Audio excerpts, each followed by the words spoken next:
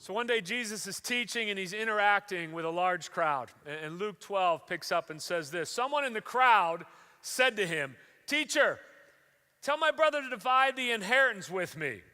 But he said to him, "Man, who made me a judge or arbitrator over you?" And then he said to them, so now to the whole crowd, "Take care and be on guard against all covetousness." That's another word for greed. "For one's life does not consist in the abundance of his possessions."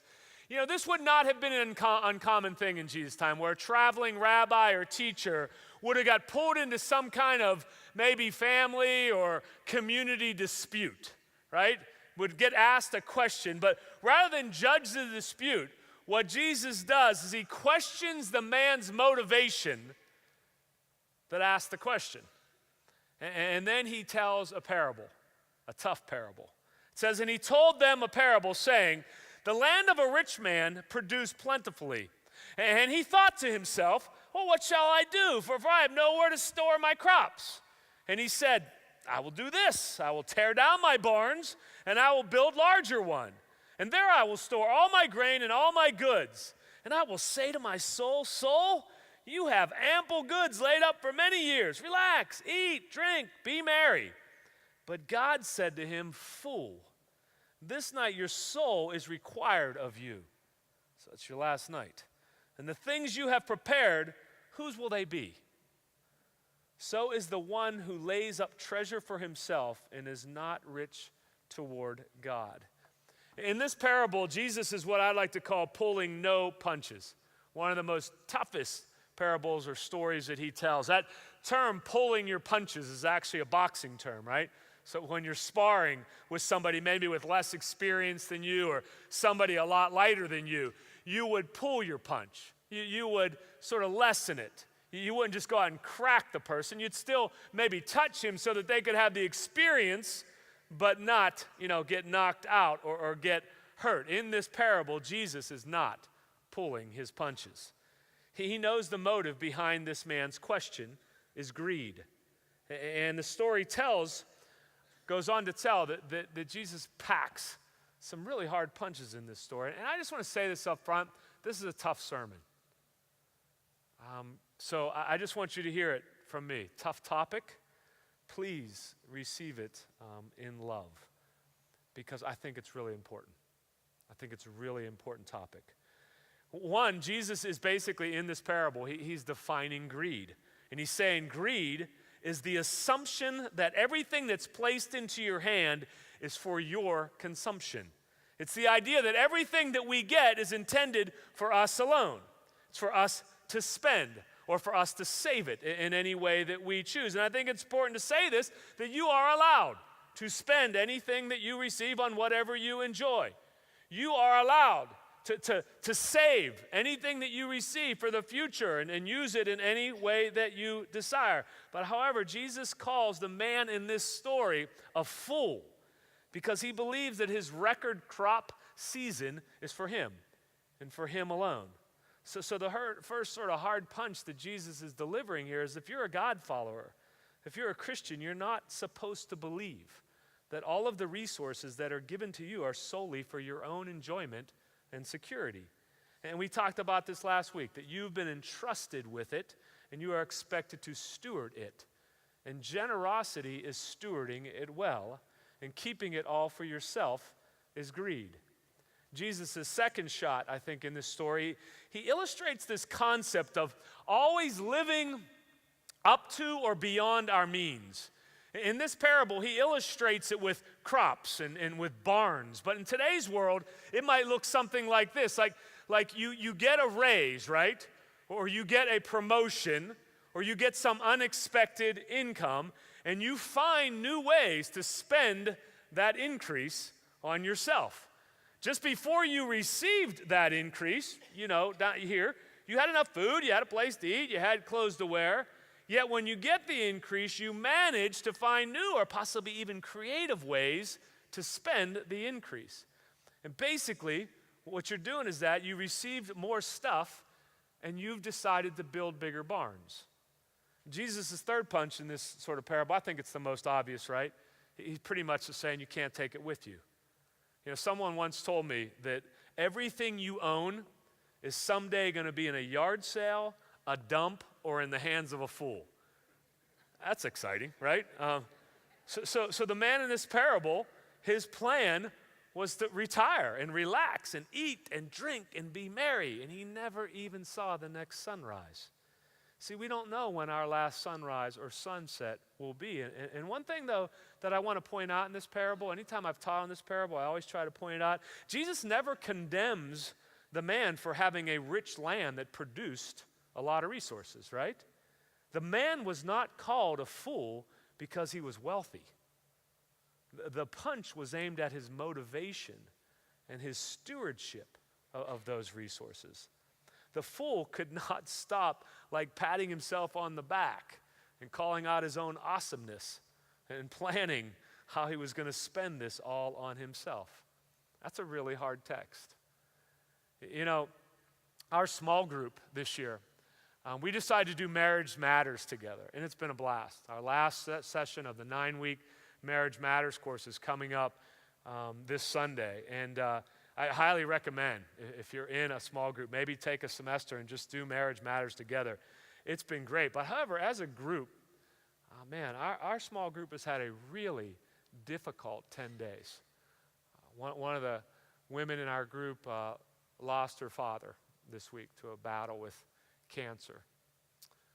One of the other women in our group, her sister's husband passed suddenly, young 50s, leaving behind this woman's sister and also a young child. And then on Monday, I got a call from my little brother in Florida that I knew this call was coming, but that his wife, who had been battling cancer for 6 years, had passed away.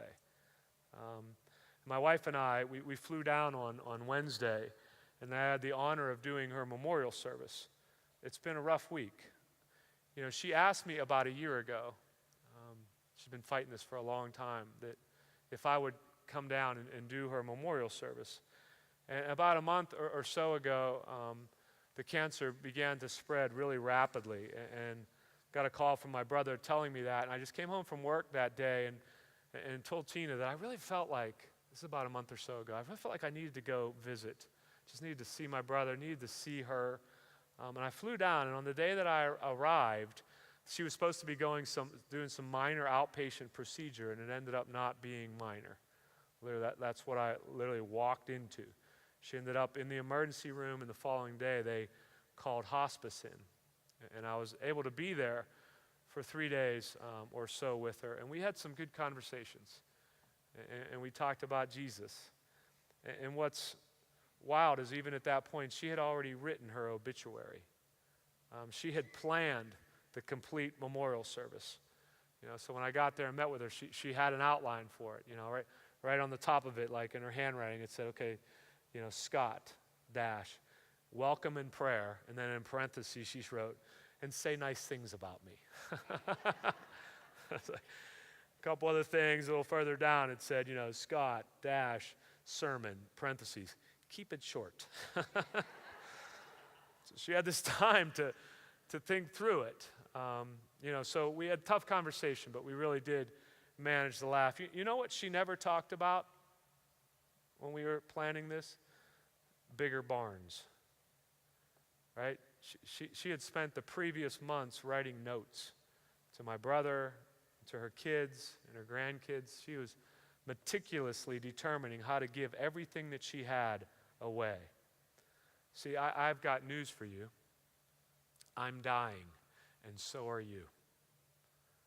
Why wait for the doctor to put a time frame on it, right? Why not begin today to focus far less time on bigger barns and instead focus on what these last 2 series that we've done at Northway have been about, loving wildly and unleashing generosity, because I believe that's what it means to live wealthy. Why should we take this so seriously? Because I believe that love and generosity are fundamentally true about God's character and how he relates to us. God wants us to understand and experience this so that we can understand and experience his love for us. When we are generous and loving towards others, we get a glimpse of how loving and generous he is towards us. If you've been here for any length of time, right, you know I talk about boxing a lot. I love the sport of boxing, and I can talk to you about it over and over and over again. But you really wouldn't get an insight into my love for it until you've stepped into the ring and we've shared that moment together. There's some of you I'd like to share that moment with. I'm just saying, right? Right? Until you experience something like that, you don't get the full insight. You know, someone can tell you what their favorite movie is, and you like get a little glimpse of who they are based on that's their favorite movie. But if you sit down and watch it with them, right? And they explain that this is my favorite part, and this part right here, you get an insight. Even as simple as someone that tells you they love cooking. Spend a few hours in the kitchen with them while they cook something.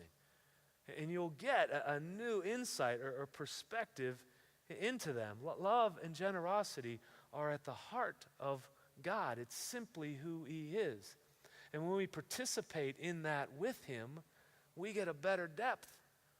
We better get a better insight and glimpse into the heart of God. See, when we call ourselves Christians or believers, and self-interest and greed are our motivations, we distance other people from God. Because when they see us, they're expecting to see the God that we believe. And they should see love and generosity.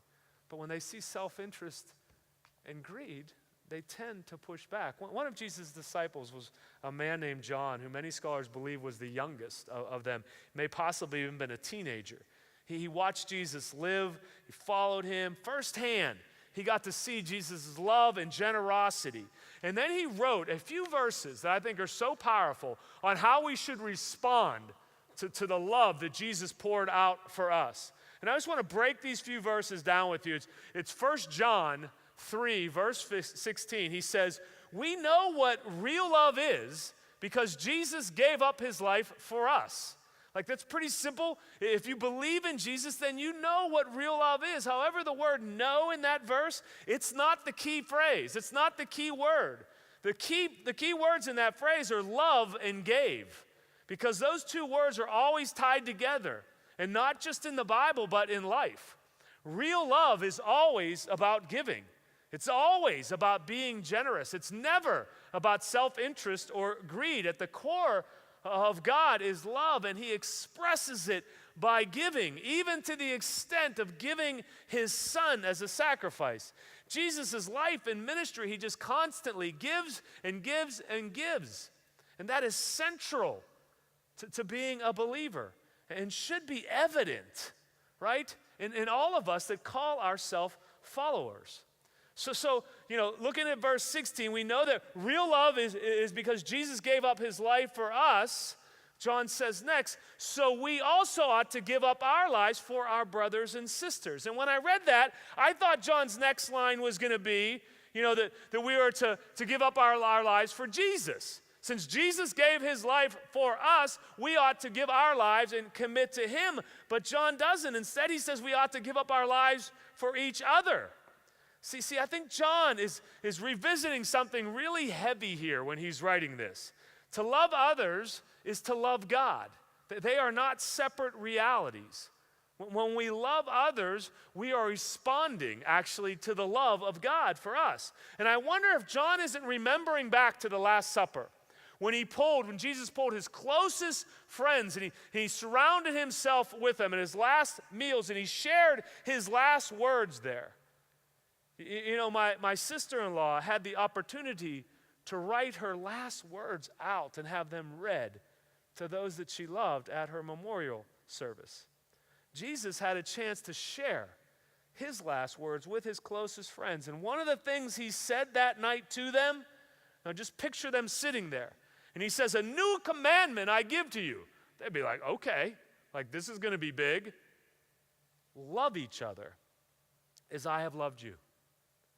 And I don't know, I think at that moment they probably looked at each other and was like, sure. Okay, I thought it was going to be something else, like new commandment. I thought it was good, but okay, we can do that. But see, those words, they completely changed the next day. He said, love each other as I have loved you. And the next day, he's on a cross, dying for them, suffering for them. Jesus is telling them there, love sacrificially. Love all, not just who you deem worthy. The most appropriate response to the wild love of God is to love others wildly.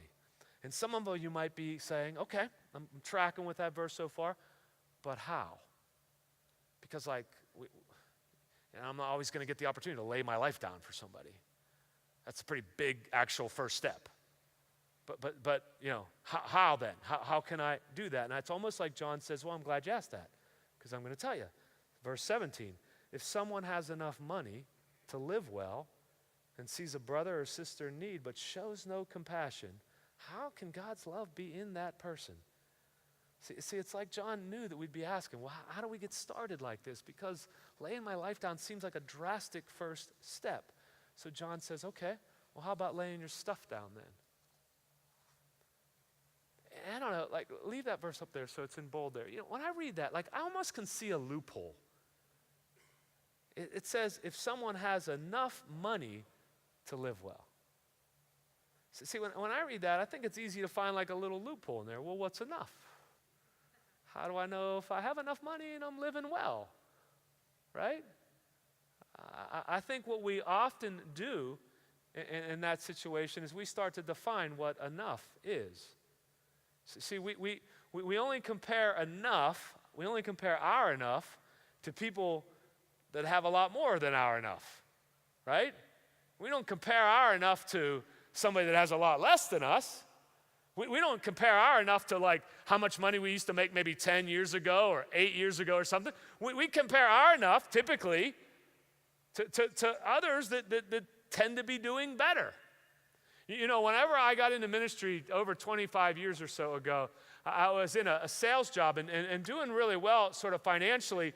Had this call to ministry, won't get into it, but jumped into this part-time youth ministry job, started substitute teaching in the city where I could find work, and then building glass block windows after midnight just to make ends meet. And that first year in ministry, my W-2 was $26,000. And I can tell you, I looked around and said, this isn't enough.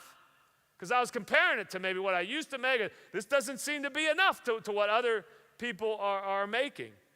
Did you know that if you were making $26,000 a year, that puts you in the top 8% of the wealthiest people on the planet? Do you know that if your household income exceeds $40,000 a year, you are in the top 1% of wage earners in the world? See, enough is enough, dependent on who you're comparing it to.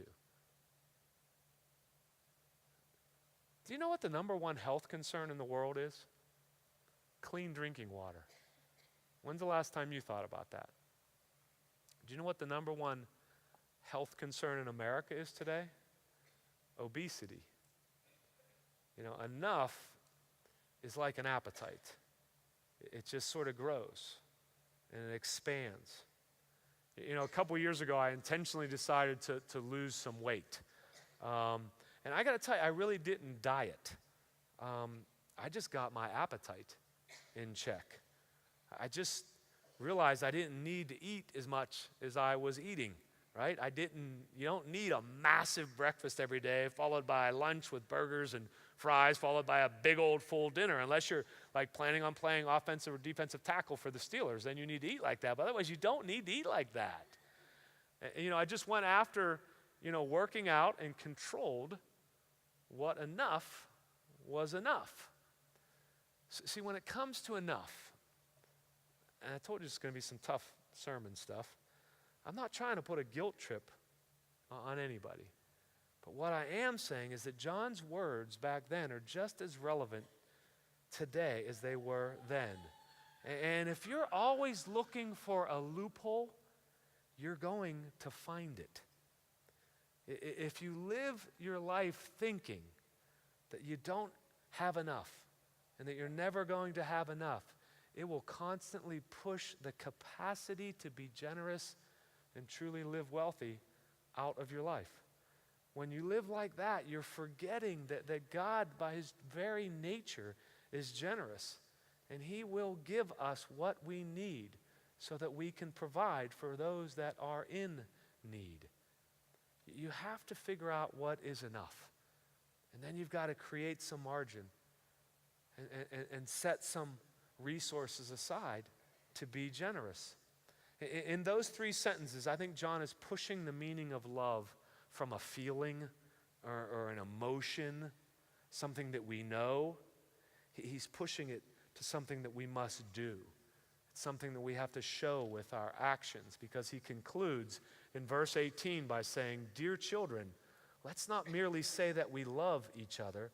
Let us show the truth by our actions." Love and generosity must move from knowing to showing. It just can't remain a good idea or a nice sentiment. He is saying, dear children, he's pleading here, let's do something about this. John is saying, don't just talk a good game on this one. Get out there and do it. And, you know, folks, moving from knowing to showing is a battle. It is. Let me review. Like our assumption is that what's placed in our hand is for our consumption. When our resources increase, typically so does our lifestyle. And we rarely think about the realization that this morning could be our last sunrise, right? People, make sure you hear what I am saying here. I really want to say this as straightforward, but I know that if you're looking to pick up an offense, you could probably pick up one with what I'm going to say. So please hear me. I love this country. Do we have flaws? Sure.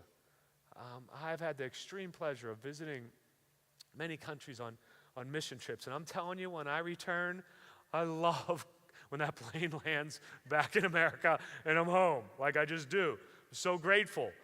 You know, this is not a perfect nation, but I love our freedoms. I love those that protect our freedoms. I love our diversity, our opportunities, and I still believe in the American dream. But with all that said, folks, in this country, we have a greed problem. We do. And I realize it's just not Americans in America, but here, it is one of our enemies. It is one of the giants in this land. And it pulls our hearts away from God. You know, I've been in the Old Testament a lot lately. In my morning sort of Bible reading time, I read something in Judges chapter 3 recently that initially I found confusing, but then it became this unexpected insight for me about life and about God. And let me just set the context up before I read these few verses to you.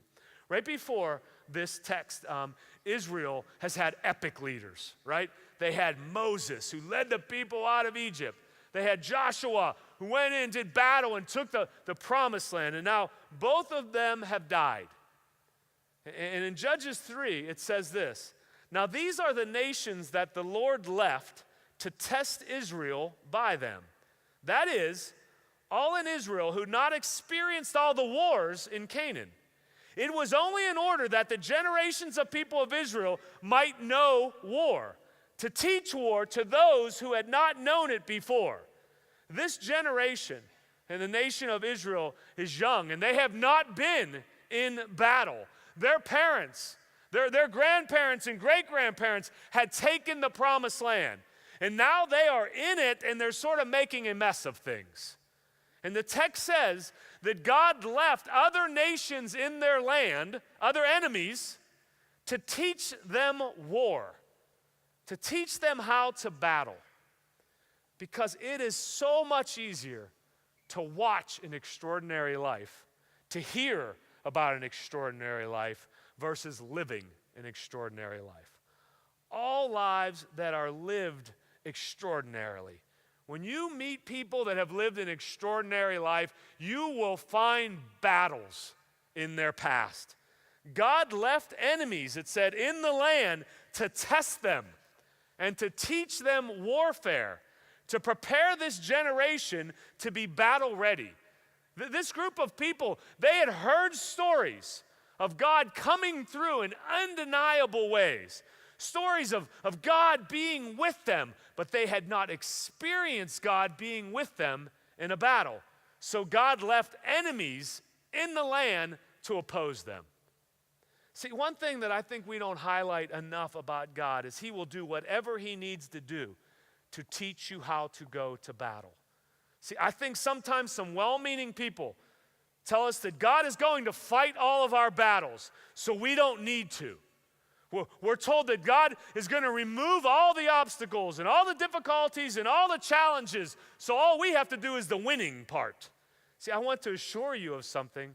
Wherever you are in your life journey, there is a battle coming. Even if you just won a great battle, that battle is not the crescendo of your life. I've come to discover that the reward to winning your last battle is an even more extraordinary battle ahead. The reward is not peace and rest. The reward is now you know how strong you are and how powerful God is, and you don't have to fear what you used to fear because you already won that battle. Winning battles allows God to get us ready for bigger battles. Battles that lead to extraordinary lives. And this text illustrates that God leaves enemies in the land to make sure these people are battle ready. And I think sometimes we ask that question, why God? Why all this opposition? Why the enemies in our land? Because he wants to get you ready for battle and teach you how to fight. And I believe with all my heart of hearts that one of the most formidable enemies in our land is greed. It's this feeling that we have to consume everything that we receive, that we constantly have to live to or above our means, and we're not realizing that life does have an expiration date. See, and I believe that many of us have not been taught to fight this battle. We've been given so much. Folks, we've been given enough, and we've not developed battle muscles to fight for love and to fight for generosity.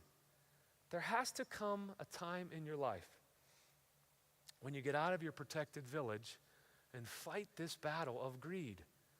The Apostle Paul in 1 Corinthians 16:13, he says, "Be watchful, stand firm in the faith, act like men, be strong." That text, it sounds a little masculine, but for a moment, can I be a man?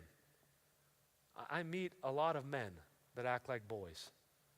30-year-olds acting like they're teenagers. 50-year-olds acting like they're college kids. And this text, it applies both to men and women. It's saying it's time to be a grown-up. It's time to step up and be mature in your faith. And folks, if small things keep crushing you, you're not focusing on big enough things. But if you think this statement Paul made is some kind of macho statement, look at the next verse. He says, "Let all that you do be done in love." See, I think sometimes this has been a fundamental flaw in the church or in believers. We thought that maybe being judgmental and condemning and self-righteous is a sign of strength. It is not. Love and generosity is a sign of strength. If you want to stand firm and act like a man and be strong, then it's about love and it's about generosity. And first, we've got to learn to slay greed in our lives. In the book of Judges, it says God left enemies in the land to teach the young nation of Israel to fight.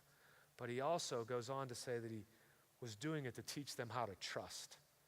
It goes on to say that they were for the testing of Israel, to know whether Israel would obey the commandments of the Lord, which he commanded their fathers by the hand of Moses. See, God not only wanted to teach us, or teach them and us to fight, he wants to teach us to trust him. You won't overcome greed if you never trust God fully with your resources. You will not overcome greed by waiting for God to give you more resources so then you'll have enough and you'll give them away. God will only give you more resources when you trust him with what you had. God left enemies in the land so that we could learn how to battle, and that we could learn how to trust, and that we could learn how to win. Everything God does, he does it to build resolve and the capacity for us to overcome obstacles and crises and challenges in life. Greed, at its definition, is consuming all that we receive. It's continuing living at or above our means. It's not realizing that this life does have an expiration date. In this area of greed, have you addressed it? Are you battle ready? Are you going to trust God? There's lots of indicators, right? You know, are you tithing? Are you stewarding what he is giving to you? And that you are intentionally being wildly generous. See, I think God he watches, and he wants to present you with an extraordinary life. But there's enemies in the land that are to help us to be battle ready and to determine whether or not we can be trusted with more. I said this last week, I'll say it again. Man, I would love nothing more than this region of Pittsburgh would look at those that go to Northway, and that we would be marked by people that love wildly and give generously. If people would see us that way, it would change the sort of perspective of church. But please hear me, that is here. What it would change the perspective of is people's perspective of God when they see his believers loving wildly and giving generously. Across all of our campuses, I'm just going to ask your campus pastor to step up and pray a prayer of generosity, a blessing over you.